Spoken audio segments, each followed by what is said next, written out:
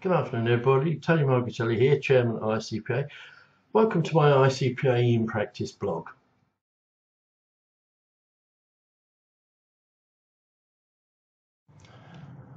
Direct Debt Recovery, or DRD as the revenue like to call it, is their new system whereby, exactly as it says, they are going to directly recover monies owed to them from our bank accounts.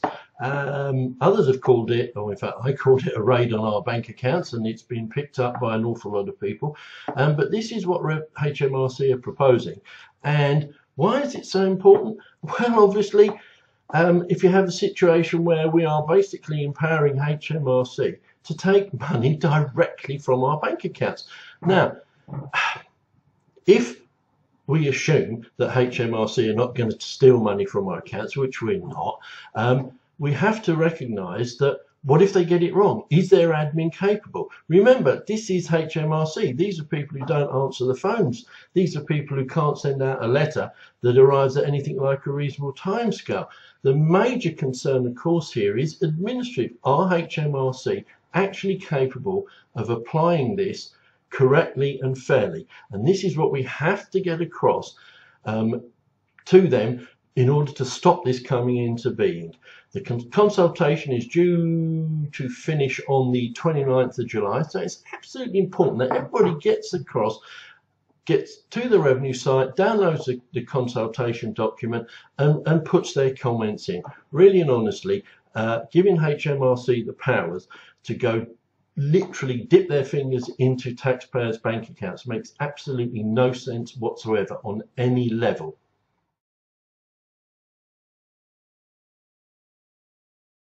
The procedures that HMRC are saying that they're going to follow are quite detailed and fully discussed in the consultation, but basically, to cut it all down, they're saying that they will only look for balances of being owed of in excess of £1,000, that they will leave sufficient funds to a minimum of £5,000 within the account. It's involving, they're detailing that there will be numerous pieces of correspondence and possibly even phone calls before action is taken. But once the debt is established, once they've decided they're going to do it, the funds get frozen in the account, which gives you enough time to actually pay it before they take it.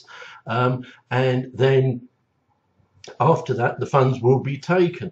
That's the procedure. You need to look into it into a little bit more detail to get the full impact of it.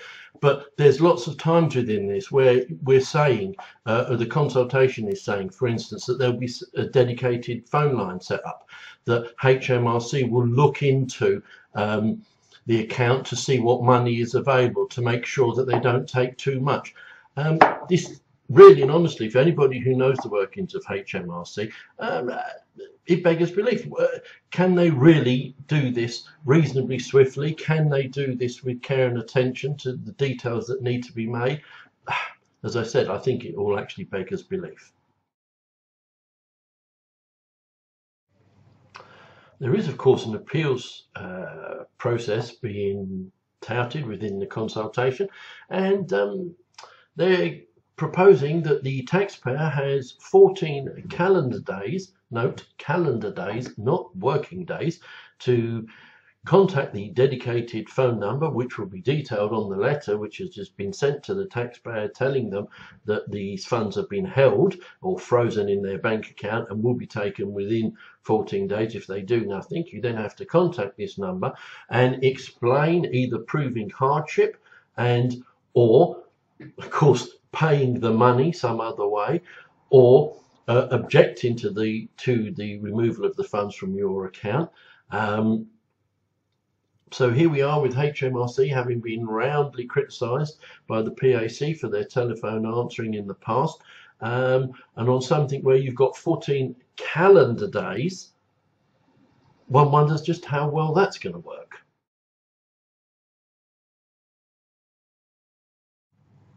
So are savings and joint accounts going to be safe from the tentacles? Actually, no.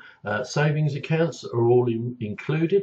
joint accounts are included. What HMRC are saying is that if the accounts are in joint names, then they'll basically apply logic that if it's in two names, then it will be 50-50. So they will look to 50% of the balance to say that they can then take from that 50%.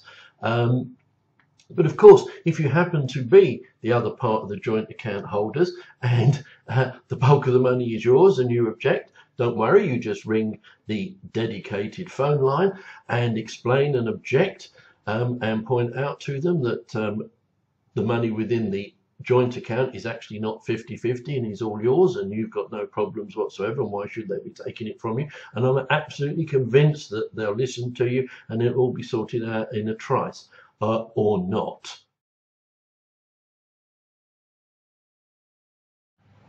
The question of cost is obviously going to come up, and no doubt there is definitely going to be additional costs to the taxpayer, not just emotional ones, having to deal with HMRC to try and stop them taking money directly from your bank account, possibly having to explain what's going on to your joint account holder.